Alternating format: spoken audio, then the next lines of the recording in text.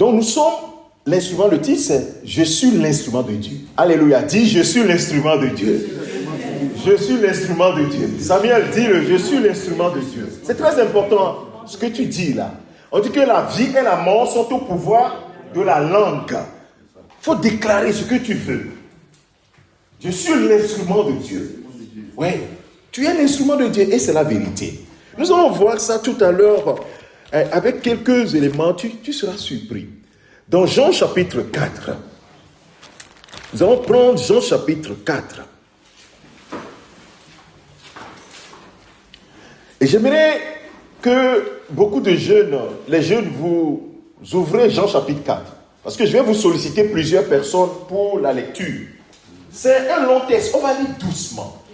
Ce matin, je vais prêcher d'une manière simple.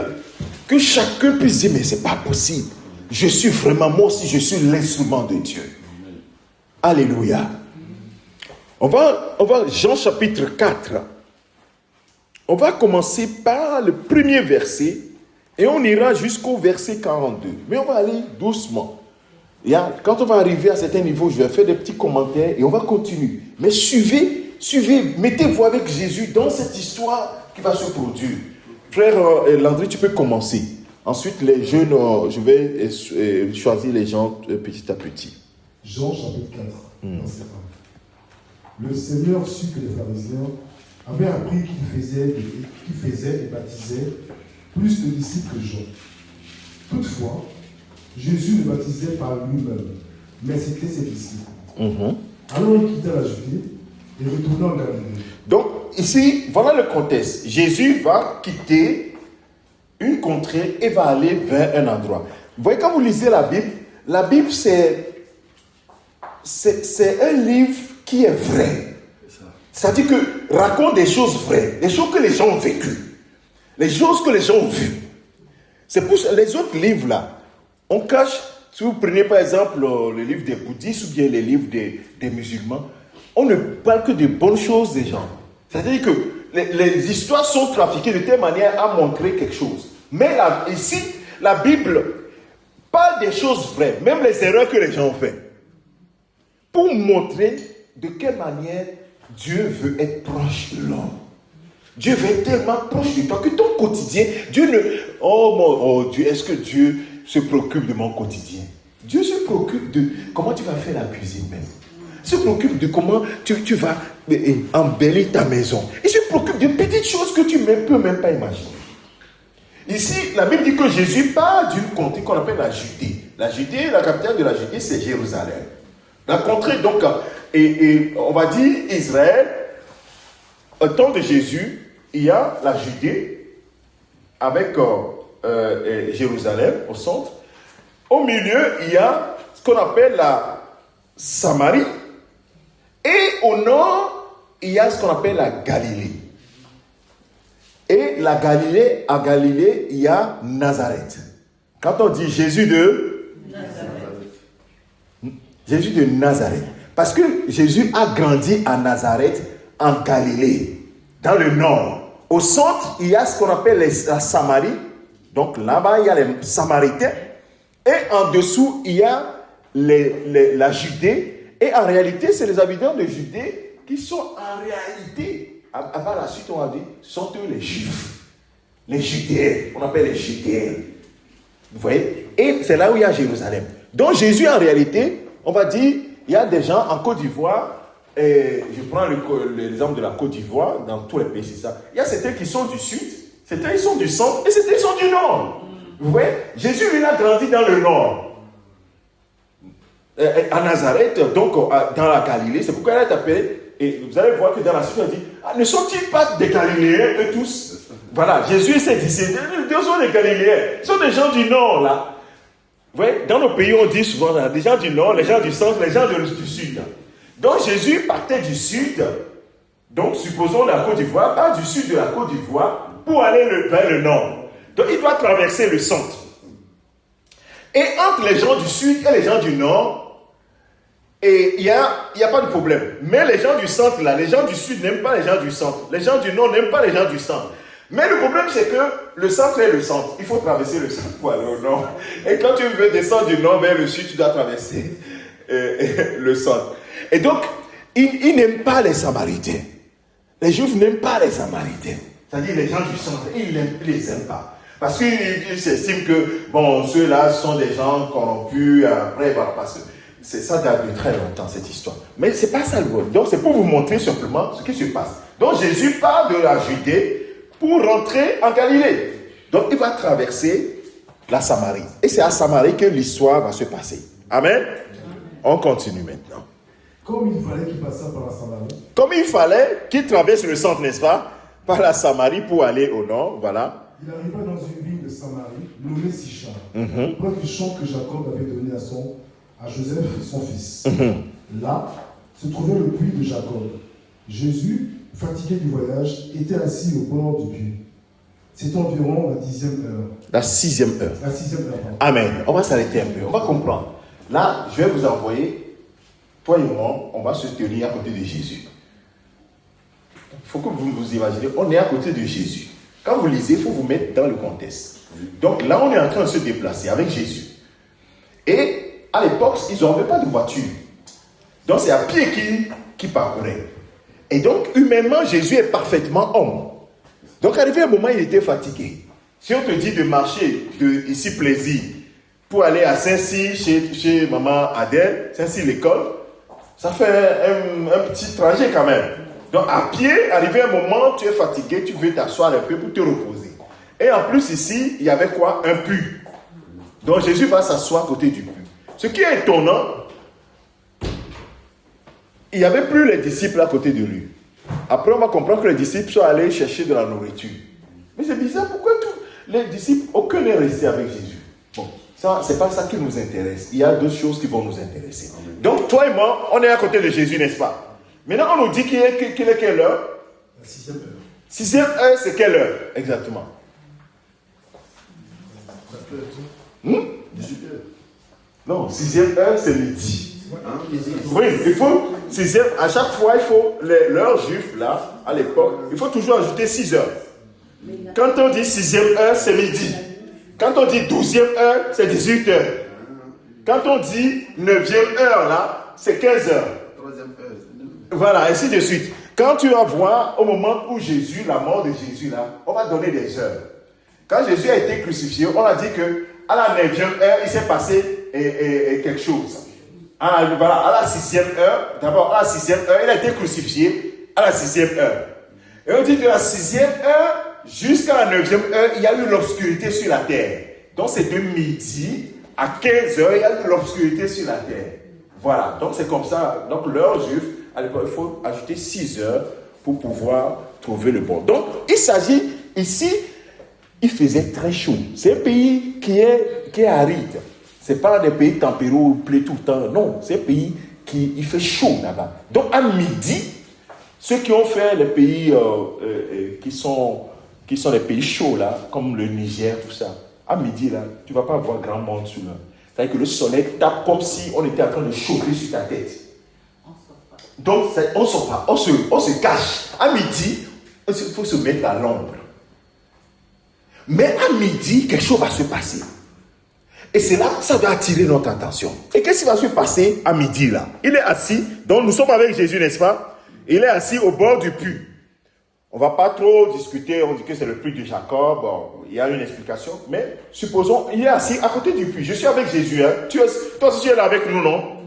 Samuel, tu es là avec nous. Voilà, à côté de Jésus. Qu'est-ce qui va se passer? Une femme de Samarie vint puiser de l'eau. Ah, mais comment à midi, où il fait très chaud là, comment toi, femme, tu vas aller puiser de l'eau à midi? Alors que les gens, même dans les pays africains et autres là, quand est-ce que les gens vont pour puiser de l'eau? Pour ceux qui vont puiser de l'eau au marigot, tout ça là, c'est quand? Très tôt, parce qu'il ne fait pas encore chaud. Il ne fait pas encore chaud. Maintenant, elle, c'est à midi qu'elle va aller puiser de l'eau. Vous ne trouvez pas ça bizarre? Il y a une explication. La dame, elle a un problème. Oui, elle va le raconter un peu. Jésus lui dit. Jésus va s'adresser à cette dame. Donc cette dame arrive avec sa cruche. On est avec Jésus. Hein. Elle arrive au niveau du puits. Elle vient puiser de l'eau. Elle trouve Jésus assis là. Et puis Jésus lui dit, donne-moi à boire. Mais c'est normal, Jésus a soif. Jésus n'a pas de quoi puiser, n'est-ce pas? Jésus lui dit, femme, donne-moi à boire. Car ses disciples étaient allés à la ville pour acheter des vivres. Tous les disciples étaient seuls, Jésus était seul. Donc nous, c'est nous qui sommes à côté de lui maintenant. On est en train de voir Jésus parler avec la dame. Donne-moi à boire. Donc selon vous, qu'est-ce qui va se passer? Normalement, la dame va puiser pour donner à Jésus. Mais un problème va se poser. La femme samaritaine lui dit, comment toi, qui es juif, me demandes-tu à boire? À moi qui suis une femme samaritaine? Oui, Les juifs, en effet, n'ont pas de relation avec les samaritains. Parce que les juifs et les samaritains, ça ne parle pas. Donc, quand il a vu Jésus, son accoutrement, et tel qu'il a parlé, son accent, il dit, comment toi, quelqu'un du nord, tu viens me demander à moi, quelqu'un du centre là, à boire. Alors que vous et nous là, il y a un problème. Donc, cette histoire de suite de sang, tout ça, ça ne date pas d'aujourd'hui. Hein. Dans les pays là, on dit, cela ne peut pas, ça ne date pas d'aujourd'hui. Ça a toujours existé dans l'humanité. Des gens qui n'aiment pas d'autres contrées, tout ça là, il y a toujours eu ce problème. Donc la dame dit, mais il y a un problème pour moi. Comment se fait-il que vous, les juifs, qui ne parlez pas avec nous, maintenant vous décidez de pouvoir parler avec moi, et non seulement me parler, mais me demander à boire. Et ça, c'est étonnant. Comment tu vas me demander, toi, samaritain, et toi, juif, à moi qui suis samaritaine, soyez les bienvenus, asseyez-vous, installez-vous, et à boire de l'eau. Et donc, on va voir que il y a un problème qui va se passer, qui va se poser. Oui, une dame qui demande à Jésus à boire et qui est assis à côté du puits. Et bien aimé, c'est à midi. Waouh! Je vous dis, nous sommes en train de suivre les choses. Nous sommes à côté de Jésus. Jésus demande à boire à une femme qui est seule, qui est venue seule déjà avec sa cruche à midi pour aller puiser de l'eau. Jésus lui demande à boire. Donc logiquement, cette dame devrait donner à boire à Jésus. Mais cette dame ne donne pas à boire à Jésus. Qu'est-ce qu'elle va dire? Jésus lui répondit, si tu connaissais le don de Dieu et qui est celui qui te dit, donne-moi à boire, tu l'aurais toi-même demandé à boire et il t'en aurait donné de l'eau vive. Alléluia. Bien aimé, suivez très bien. Cette prédication, je veux vous conduire dans une histoire qui est la vôtre aussi. C'est notre histoire qui est en train d'être racontée. Cette dame-là, tu ne la connais pas. Mais tu connais peut-être, tu connais ta propre vie. Et je connais la mienne. Mettons-moi à la place de cette dame. Cette dame, peut-être que c'est toi, tu es allé au puits. Quelqu'un te demande à boire. Il dit, donne-moi à boire. Et tu lui dis, non, moi, je ne suis pas venu m'occuper de toi. Je ne vais pas te donner à boire. En gros, c'est ça que la dame a dit. Maintenant, Jésus lui dit, si tu savais, vas-y. Si tu savais. Je reprends. Ouais. Jésus lui répondit, si tu connaissais le don de Dieu, et qui est celui qui te dit, donne-moi à boire, tu l'aurais toi-même demandé à boire. Et il t'aurait donné de l'eau vive. Bien aimé, le cœur du message est là. Jésus n'a pas de quoi puiser. Il demande à la dame, je veux boire, donne-moi à boire. La dame refuse de lui donner. Jésus, au lieu de dire, de la supplier pour donner, il te dit, mais si tu savais qui te demande de l'eau, c'est toi qui vas lui redemander à boire. Parce que moi, je t'aurais donné de l'eau vive. Jusque-là, la dame se dit, mais celui-là, il n'a pas de quoi puiser. Nous sommes devant un puits. Il n'a pas de quoi puiser. Mais comment se fait-il qu'il peut donner à boire à quelqu'un? C'est là le cœur du message. Jésus peut donner à boire. Et ce n'est pas n'importe quelle eau que Jésus donne.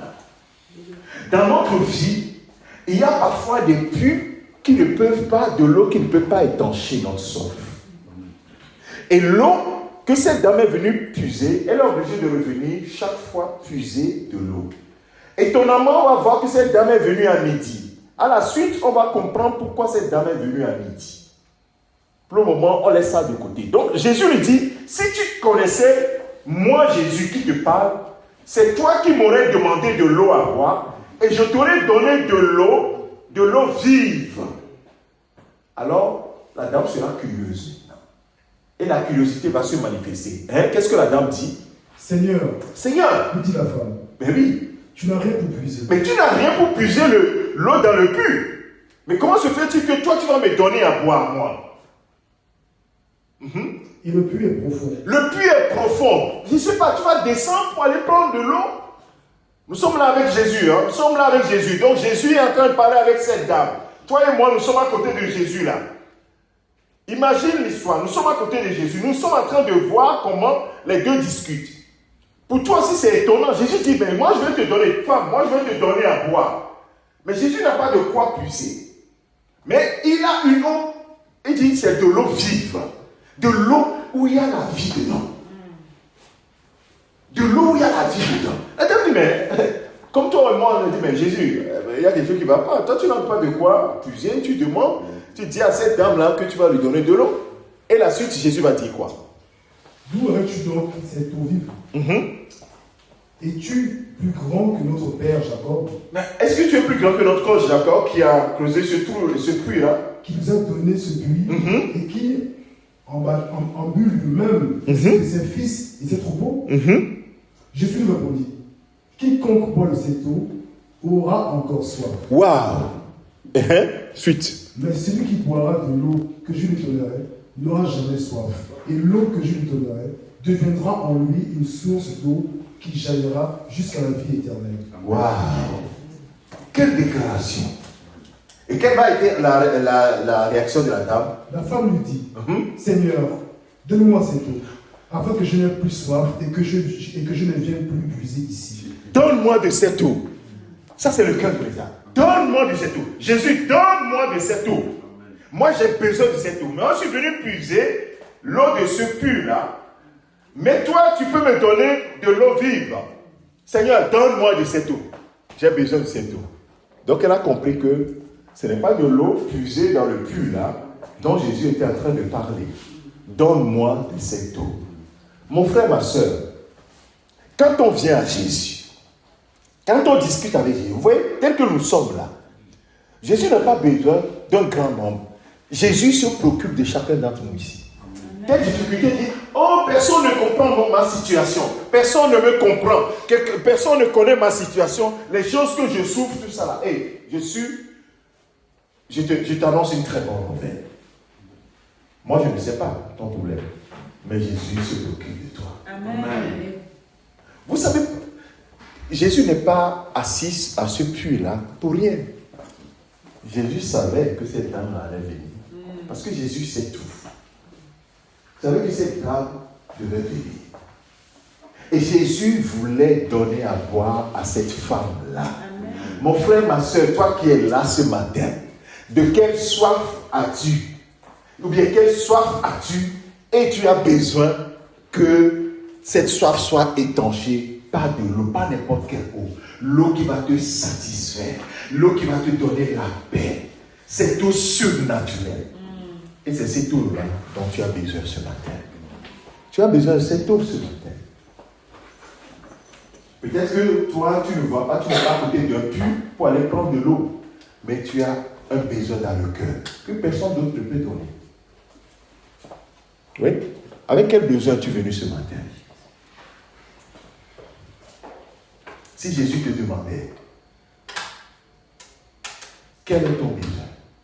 À chaque fois que Jésus s'est approché des hommes ou des femmes dans la Bible, malgré qu'il connaissait leurs besoins, il a dit, que veux-tu que je fasse pour toi? C'est une question capitale.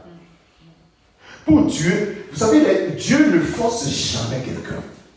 Dieu ne force pas. Sinon, nous tous nous serons sauvés. Il fait claquement de doigts, nous tous sommes sauvés.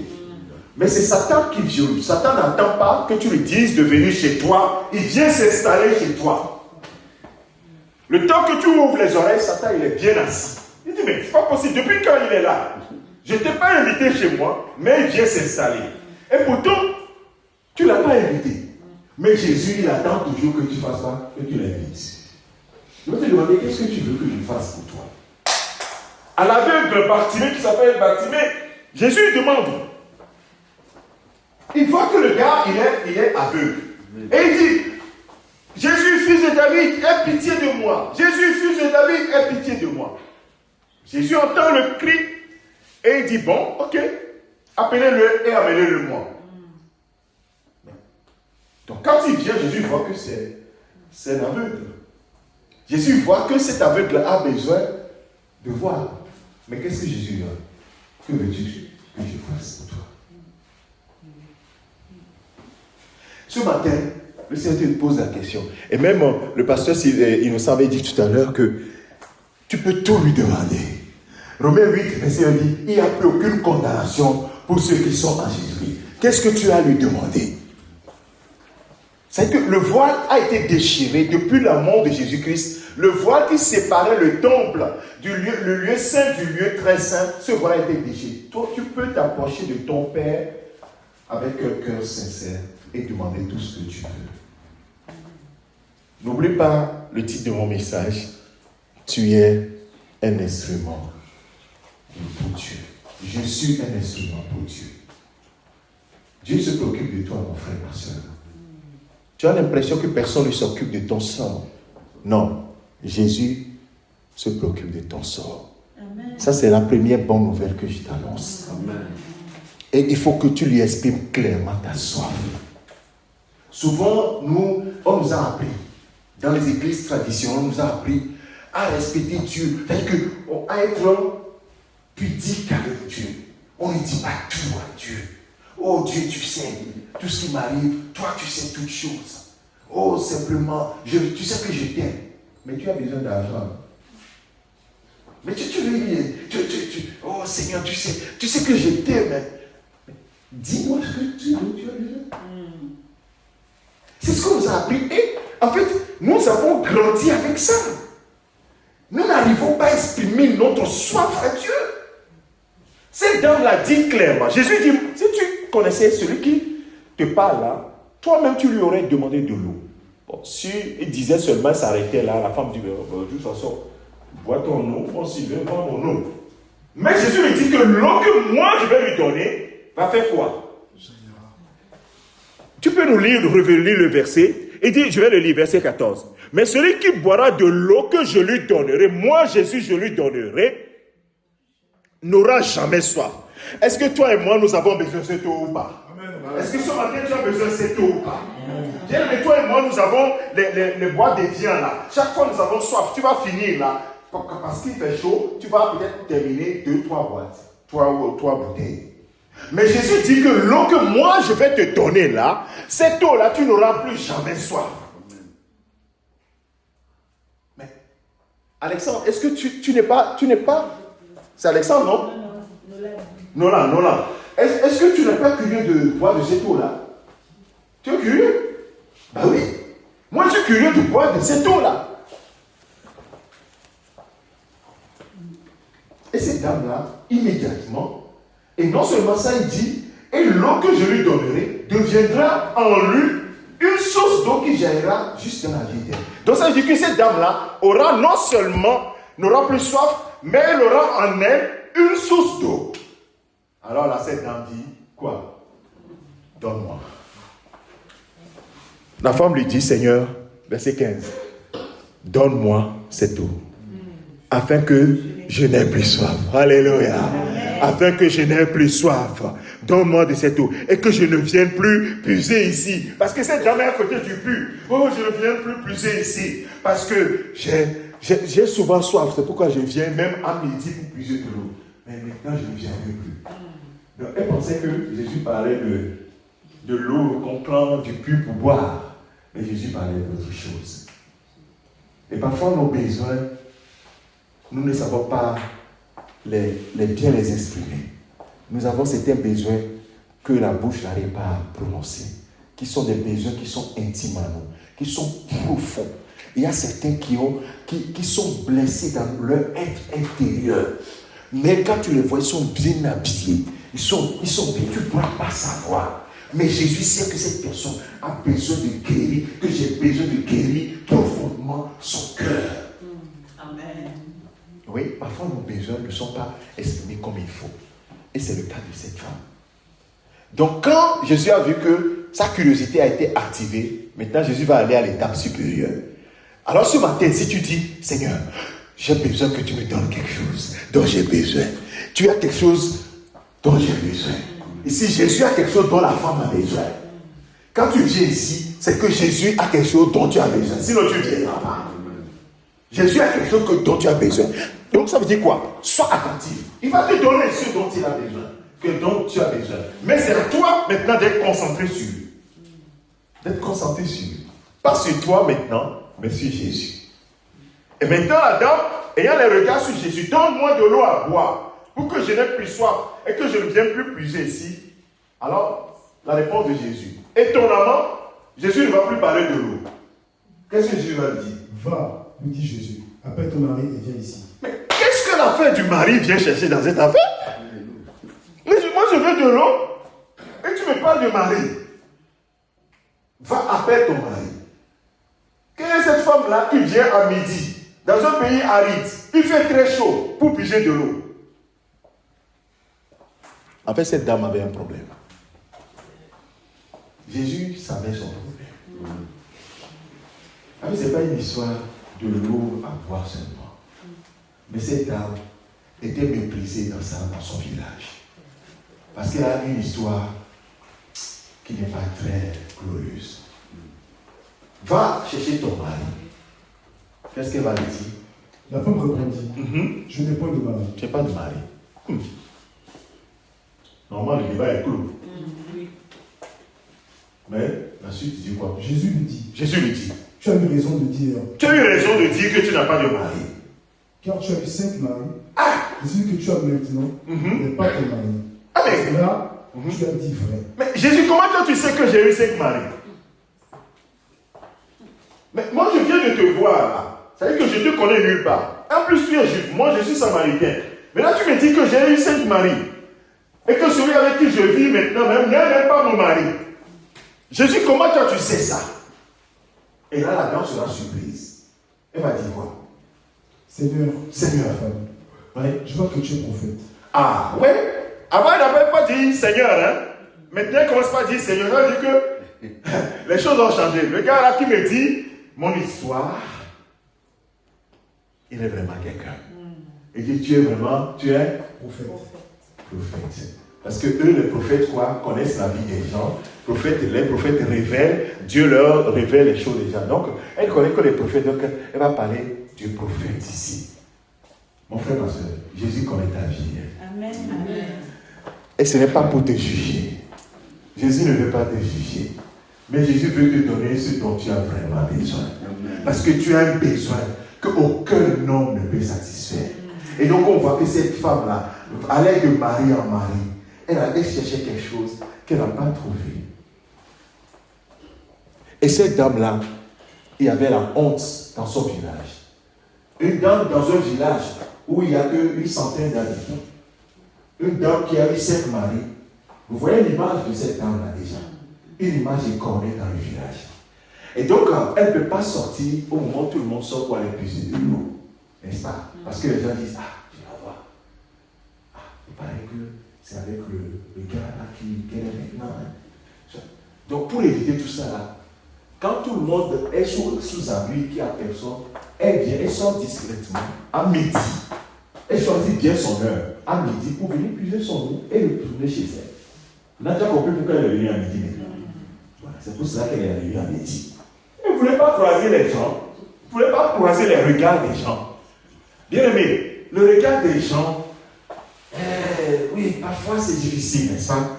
Vous êtes d'accord avec moi? Mais parfois on ne veut pas que les gens nous regardent parce que, oui, on a une situation, on a ceci, et on ne veut pas que les gens en parlent parce que quand ça commence à nous énerver. Donc pour éviter ça, parfois même on ne sort même plus. Il y a des gens, ils ne sortent plus de chez eux. Quand ils sortent, c'est pour aller faire leur course et revenir à la maison. Non plus. Il dit, je ne veux plus de problème.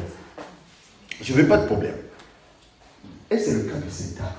Mais pourquoi Jésus, bien aimé de Dieu, Jésus aime cette dame-là jusqu'à ce que Jésus vienne pour s'occuper occupé de cette dame pour dire, toi, tu es important à mes yeux. Les autres sont en train de te juger, mais moi, je ne te juge pas. C'est ça le message.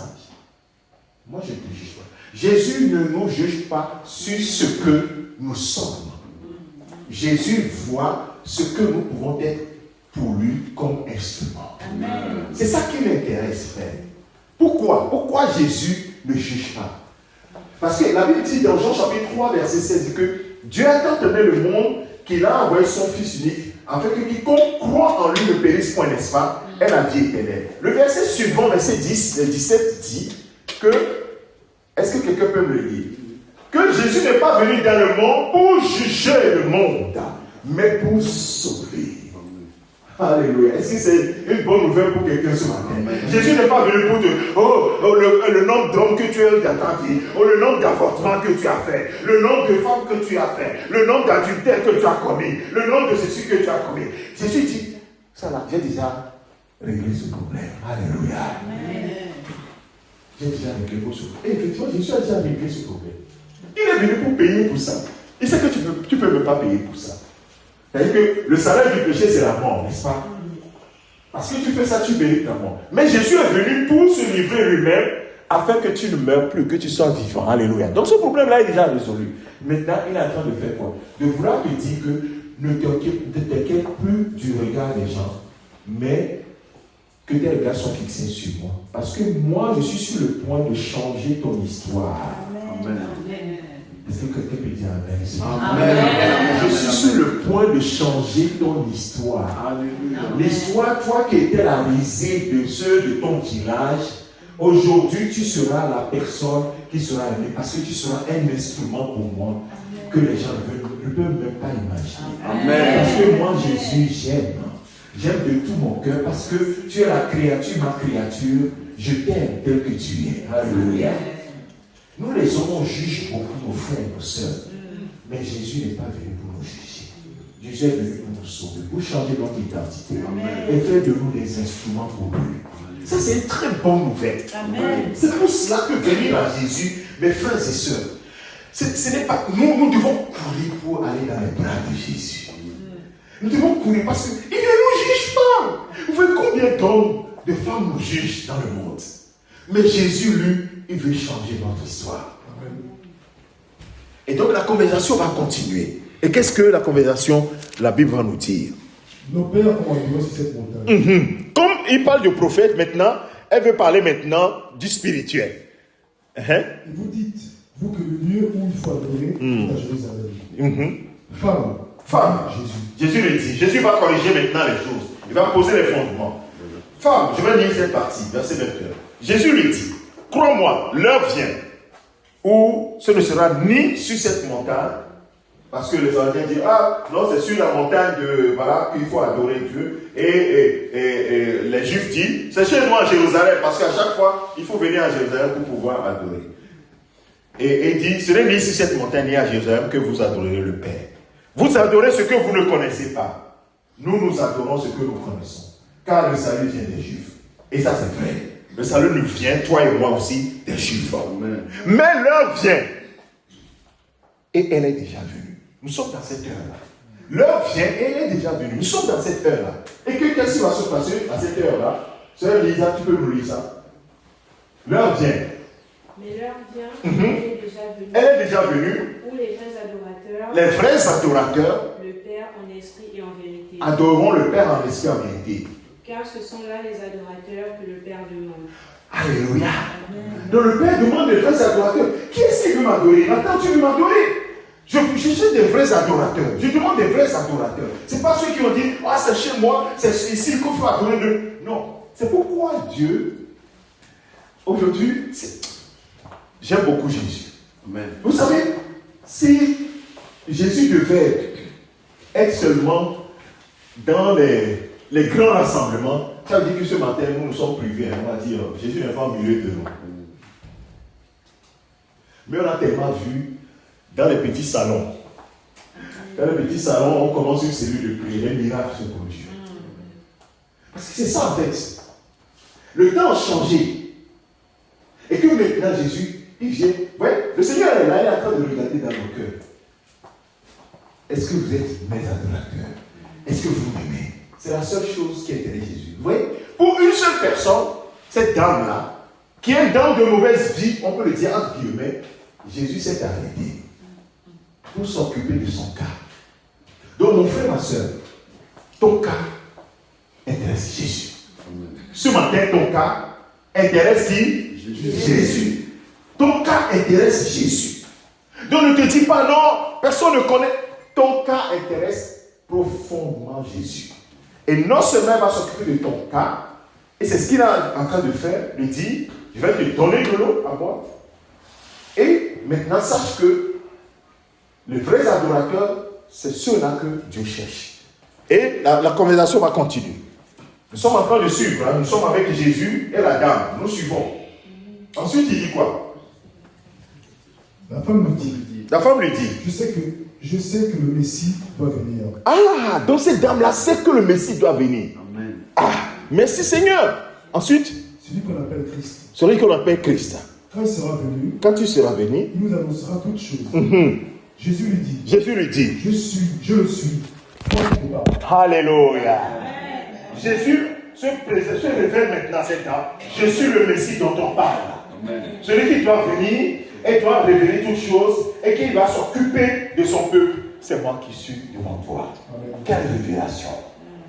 Vous imaginez? Les gens, il y avait plein de gens à Jérusalem, à Samarie, qui cherchent le Messie. Jésus est venu s'est occupé de cette femme qui a eu 5 maris. Et le mari avec l'homme avec qui elle se trouve le 6e homme là, n'est même pas son mari. Jésus vient se révéler à cette dame-là. Donc mon frère, ma soeur, ce matin, dit Seigneur, révèle-toi à moi. Est-ce que quelqu'un peut dire Seigneur, révèle-toi à moi? Oh, souvent nous avons une fausse idée de la religion. Oh, mais de toute façon, moi je suis croyant depuis mon enfance. Oh, moi je sais des choses. Oh non. Jésus lui révèle dans les cœurs. Ça, tu adores comme toi tu veux. Oh, bon là, on nous a dit que quand je confesse mes péchés 10 fois par jour, à ce moment, je vais aller au ciel et que je serai bien avec Dieu. Mais toutes ces choses-là, c'est votre religion. Moi, ce que j'ai, c'est que vous puissiez m'aimer et que moi je vous aime. Aimez-moi et moi aussi je vous aime. Aimez-moi comme moi je vous ai aimé. Et vous allez voir les choses, ma transformation. Alors, qu'est-ce qui va se passer? Là-dessus, arrivèrent ses disciples qui furent étonnés de ce qu'il parlait avec une femme. Oh, comment Jésus parle avec une femme? Eux ne savaient pas que Jésus voulait faire des choses extraordinaires. On va lire cette partie rapidement. Alors la femme, je vais dire, que demandes-tu? Donc toutefois, aucun ne demande, que demandes-tu ou de quoi parles-tu avec elle? Alors verset 28. Alors la femme ayant laissé la cruche s'en alla dans la ville et dit aux gens. Ah, il y a un problème là. On dit que la dame était en train de fuir du monde, non? Mais on nous dit ici qu'elle est partie au village pour pouvoir annoncer les choses. Vous voyez? Parce que cette dame-là a rencontré réellement Jésus. Et qu'elle a vu que Jésus était un prophète. Et je lui ai dit, en fait, je ne suis pas un prophète, je suis le Messie. Ah, tu es le Messie que nous attendons. Ça change immédiatement la perspective de la dame. Je n'ai plus peur. Je vais aller dire aux gens de mon village, ceux qui me disent chaque fois que je suis une femme de mauvaise vie là, je vais leur dire que c'est à moi que Jésus s'est révélé. C'est à moi qu'il a parlé. Et moi je vais leur dire, venez, vous allez voir celui qui est le Messie. C'est moi qui vais maintenant aller leur révéler le Messie. Waouh, quel changement de situation. Elle qui avait peur du regard des gens, maintenant n'a plus peur. Quand nous rencontrons Jésus, n'ayons plus peur du regard des gens. N'ayons plus peur de ce que les gens pensent de nous. Que Jésus inonde notre cœur de sa joie, de sa paix. Parce que c'est ça qui est la meilleure chose qui puisse nous arriver. Et je dis, je suis l'instrument de Dieu. Je t'ai dit tout à l'heure que je suis l'instrument de Dieu. Peu importe ton ancienne vie là, peu importe ce que tu avais fait, peu importe ton histoire. Oh bien aimé, il y a plusieurs d'entre nous, nos histoires ne sont pas des histoires glorieuses. Hein. Mais Jésus ne voit pas ça. Jésus veut que tu sois son instrument. Jésus veut t'envoyer dans le village pour que tu dises aux gens que tu as trouvé le Messie, que tu as trouvé le Sauveur du monde, celui qui a la solution à tout, Celui qui peut répondre à toutes nos sollicitations. Celui qui peut trouver la solution à tous nos problèmes. Amen. Quel est ton problème ce matin? Jésus est la solution, forcément. Jésus est la solution. Et donc de l'eau que nous ne pouvons même pas puiser avec nos propres forces. De l'eau vive qui jaillira de nos seins. Et cette dame est partie raconter au village. Maintenant, cette dame, qui était une femme de mauvaise vie, devient maintenant porte-parole pour Jésus-Christ. Alléluia. Est-ce que quelqu'un ici veut changer de statut? Moi qui étais quelqu'un de peureux, qui était complètement effacé, je vais devenir porte-parole pour Jésus-Christ de Nazareth. Est-ce qu'il y a des candidats ici pour devenir porte-parole de Jésus? Lolana. Oui, nous devons être le porte-parole de Jésus. Pourquoi? Parce que Jésus n'a pas de regard d'accusation sur nous. Au contraire, Jésus veut nous donner un avenir et de l'espérance. C'est ça l'amour du Seigneur. Un jour, Jésus était avec ses disciples. La Bible dit qu'il s'est caché un peu parce qu'il était fatigué avec ses disciples. Il s'est caché dans une maison. Et puis il y avait une dame qui vient, qui connaît à la porte et qui se précipite dans la vie. Qu'est-ce que cette femme? Elle vient se jeter à terre à côté de Jésus. Et on voulait la faire sortir, mais non. Mais nous, on est venus pour nous cacher. Et toi, tu viens dire, ma fille est cruellement malade. J'ai besoin que tu interviennes, Jésus. Amen. Et les disciples sont en train de dire, non, il faut laisser le maître. Et même le maître dit, oui, je ne suis pas venu. Je suis venu vers les brebis perdues d'Israël. N'est-ce pas, c'est ce qu'il a dit. Et il dit, il n'est pas bon que l'on prenne la nourriture des enfants pour les donner aux petits chiens. Vous savez ce que la dame a dit? Tellement mon enfant est malade que j'ai besoin de l'intervention de Jésus que, Seigneur, s'il y a des miettes là, moi je veux manger ces miettes. Amen. Amen. Je veux manger ces miettes là qui tombent dans la table des maîtres. Si tu dis que la nourriture est pour les enfants, et que moi je suis petite chienne ou ceci, moi je vais prendre les miettes au moins, parce que moi j'en ai besoin. Jésus dit, waouh, dame, ta foi est grande. Ta foi est grande. Va, que tu sois fait fort selon ta foi. Et à l'instant, sa fille a été guérie. Jésus n'a même pas prié pour l'enfant, parce qu'elle a cru quoi? En Jésus. Bien aimé, la foi en Jésus transforme les situations que vous ne pouvez même pas imaginer. Alléluia. La foi en Jésus. Et ici, cette dame a eu la foi en Jésus. Et elle est partie comme porte-parole de Jésus. Si elle n'avait pas la foi en Jésus, que ce que Jésus vient de lui dire, je suis le Messie. Si elle n'avait pas la foi, elle n'allait pas courir pour aller dire aux gens. Elle a cru. Et la Bible dit que quand nous croyons, nous sommes sauvés, n'est-ce pas? Dans cette dame-là, elle est devenue porte-parole de Jésus parce qu'elle a cru et elle est sauvée. Et maintenant, elle va au village. Vous imaginez, on va aller vite pour la fin, puis après on va prier.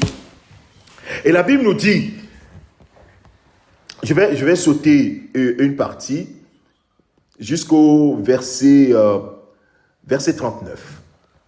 Plusieurs Samaritains. On dit que cette dame-là, elle est samaritaine.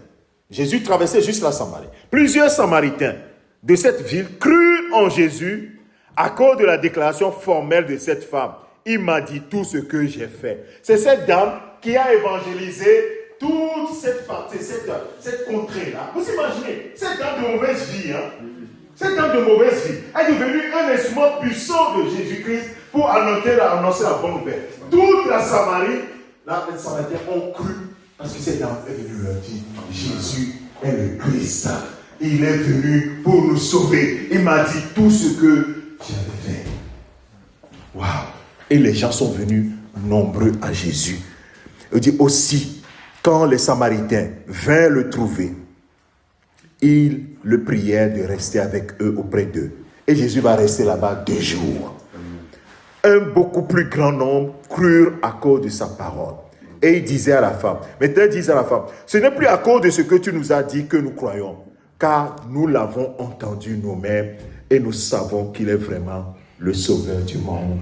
Alléluia. Amen. Cette dame-là, maintenant, elle peut sortir le matin pour aller puiser de l'eau. Oui, les gens vont dire, heureusement que le jour là, tu étais au puits à midi. Oh, gloire à Jésus! Qu'il y a cette dame-là qui est allée là-bas à midi. Il fallait des gens pour aller là-bas à midi, frère. Amen. Donc, mon frère, toi, aujourd'hui, tu es en train de voir ta situation comme c'est une situation pourrie, c'est une situation qui n'est pas suffisante. Mon frère, ma soeur, cette situation, Jésus veut l'utiliser, alléluia, pour sauver d'autres personnes. Toi, tu penses à toi seul, hein, mais il y a plusieurs centaines, dizaines de personnes qui sont derrière toi, que Jésus est en train de voir. Alléluia. Bien-aimé, c'est ce que nous imaginons. Nora, les gens que tu connais au moins tu connais 20 ou 30 personnes derrière toi. Ces personnes-là, Jésus les voit. Quand Jésus te voit, il voit toutes ces personnes. Quand Jésus voyait cette femme samaritaine, voyait toute la Samarie, ceux-là que les Juifs avaient méprisés, ou bien les gens avaient délaissé, disaient, oh non, on n'a pas de rapport avec vous. Jésus voulait leur annoncer qu'il était le Messie qui est venu sauver le monde.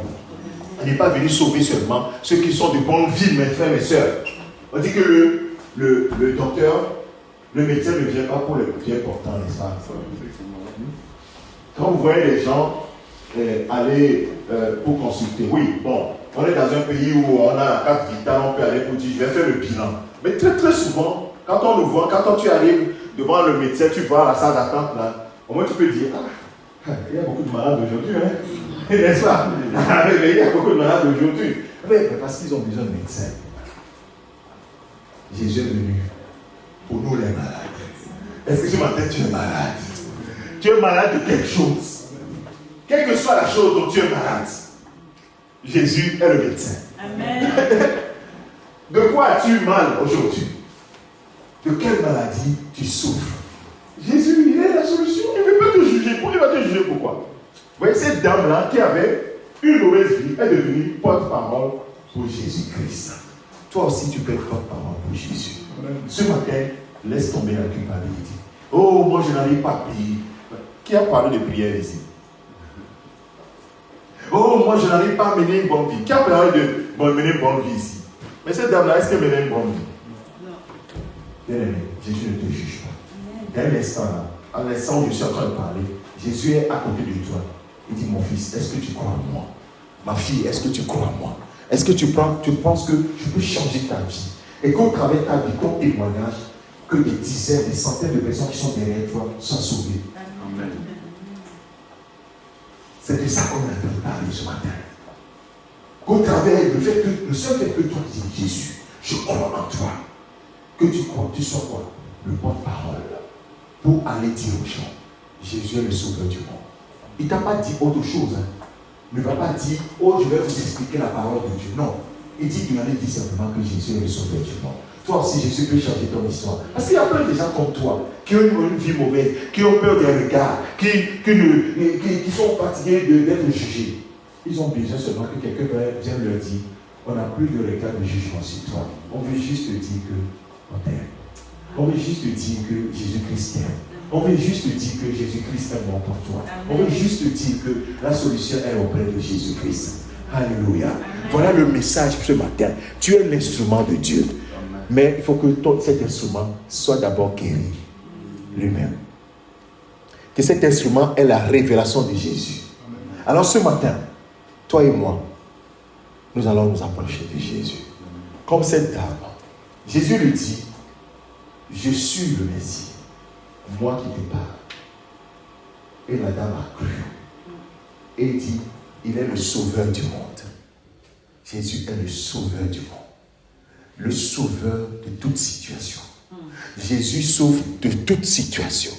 Jésus sauve de toute circonstance. Amen. Est-ce que tu le crois ce matin? Nous allons nous mettre debout tous ensemble. Bien-aimé, quel est le regard accusateur que les gens ont contre toi? Peut-être que quand ta vie se défile devant toi, tu te dis, il y a certains qui n'arrivent pas à raconter leur vie parce que ils disent, oh moi je n'ai pas envie de raconter ma vie. Oui. Parce que tu sais que les gens vont te juger, c'est pour cela. Mais Jésus ne veut pas te juger. Il ne veut même pas que tu racontes ta vie, parce qu'il connaît déjà ta vie. Mais il n'a pas honte de toi, alléluia. Amen. Ce matin, peut-être quelqu'un a honte de sa propre vie, mais Jésus n'a pas honte de toi. C'est ça la bonne nouvelle, Jésus n'a pas honte de toi. Au contraire, Jésus veut que tu sois un instrument pour lui, l'instrument pour servir à sa gloire. Est-ce que tu veux lui dire quelques mots ce matin? Moi, je ne sais pas, je ne peux pas parler à ta place.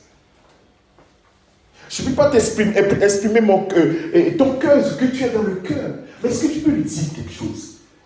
Et dis, l'eau que moi je vais te donner deviendra en toi une source d'eau qui gérera jusqu'à la vie éternelle. Qu'est-ce que tu veux lui dire clairement? J'aimerais que quelqu'un puisse ouvrir sa bouche et commencer par dire quelque chose. Jésus n'est pas loin, il est juste à côté de toi. Pour te rassurer, un jour on était dans une petite salle, on était en train de prier. L'église avait commencé à l'époque. On était en train de prier et le Seigneur se révèle. Maman Adèle, écoute-moi. Le Seigneur se révèle et il dit, vous voyez toutes les chaises qui sont là, qui sont vides. À côté de vous, je suis assis dessus. Amen. Les gens, oui, il est là. Oui, il est là. Là où on parle, il dit, là où 2 ou 3 sont assemblés à mon nom, je suis au milieu d'eux. Il est là.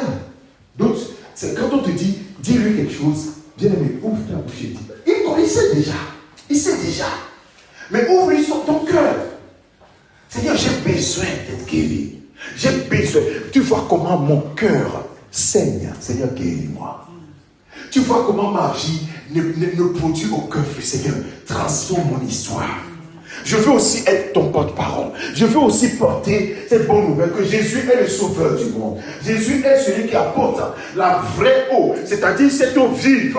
Que quand tu donnes cette eau-là, tu n'auras plus jamais soif. Et l'eau qui te donnera, cette eau jaillira juste dans la vie éternelle. Tu peux lui dire quelque chose. Commence par lui dire quelques mots. Oh Jésus, merci pour ta présence ce matin. Autant nous sommes différents dans ce lieu, autant, Seigneur, nos soucis sont différents. Nos besoins sont différents. La femme samaritaine, elle avait un besoin, le regard des gens. Elle n'est pas fière de sa vie. Sa vie est une vie qu'on ne peut pas exposer devant tout le monde. Mais toi, Jésus, tu t'es occupé de cette femme. Et tu es venu répondre à son besoin. Et tu as changé son histoire. Et les gens ont vu que cette dame a apporté le salut dans leur village. A dit que cette dame-là, vous savez pas seulement parce que tu nous as dit que oui, il y a un prophète qui est là, mais nous l'avons entendu. Tu as été celui que le catalyseur, celui que Jésus a utilisé pour venir nous annoncer que Jésus nous aime. Et nous savons que Jésus est le sauveur de l'humanité. Alors, bien-aimé de Dieu, dis-lui quelque chose. Oh Seigneur Jésus, merci. Merci pour le salut que tu as accordé. Merci parce que quand ta parole sort, elle sort toujours avec une puissance pour accomplir quelque chose dans la vie de ton auditoire, Seigneur. Seigneur Jésus, merci à toi. Tu connais le cœur de mon frère et de ma soeur. Tu connais le besoin. Il dit, venez à moi. Dans Matthieu chapitre 11. Dans Matthieu chapitre 1, il dit, venez à moi, vous tous qui êtes fatigués et chargés. Cette dame était fatiguée et chargée. Matthieu chapitre 11, verset 28. Venez à moi, vous tous qui êtes fatigués et chargés, et je vous donnerai du repos. Est-ce que tu as besoin de repos ce matin? De repos. Il dit, j'ai besoin, prenez mon joug sur vous et recevez mes instructions, car je suis doux et humble de cœur, et vous trouverez le repos pour vos âmes. Alléluia. Le repos pour vos âmes. Le vrai repos, c'est en Jésus. Oh Seigneur, j'ai besoin de ton repos. Ton repos, ton repos, ton repos. Le repos. Dis-lui quelque chose. Ton repos, ton repos, ton repos, ton repos. Le repos, Seigneur. Oh Seigneur Jésus. Tu connais le cœur de chacun d'entre eux. Tu connais le besoin de chacun d'entre eux. Oh Seigneur. Tu connais les cœurs brisés.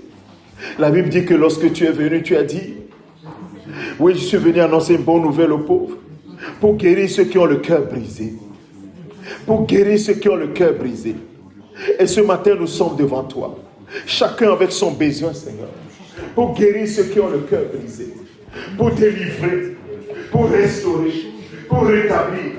Il n'y a rien qui te soit impossible, Seigneur. Rien ne t'est impossible. Oh, Seigneur. Des femmes comme cette femme samaritaine, Seigneur, tu t'es arrêté pour t'occuper de son cas. La Bible dit que l'homme de Gadara, qui était un homme qui était fou, tu as traversé cette mer de Génézareth, tu as traversé cette mer-là pour aller rencontrer cet homme et le délivrer de ces démons, afin que cet homme-là puisse annoncer dans la décapole que Jésus est le Seigneur. Oh, si tu es occupé de cet homme de Gadara, Seigneur, ce matin, tu t'occupes de moi et de mon frère et de ma soeur ce matin. Je prie ce matin. Oh Seigneur, occupe-toi de moi. Occupe-toi de mon frère et de ma soeur. Dis-lui, Seigneur, occupe-toi de moi. Occupe-toi de ma vie, Seigneur. Change mon histoire. Ouvre-lui ton cœur, mon frère, ma soeur. Moi, je ne peux pas résoudre ton problème. Mais Jésus peut le faire. Jésus peut le faire. Jésus-Christ peut le faire.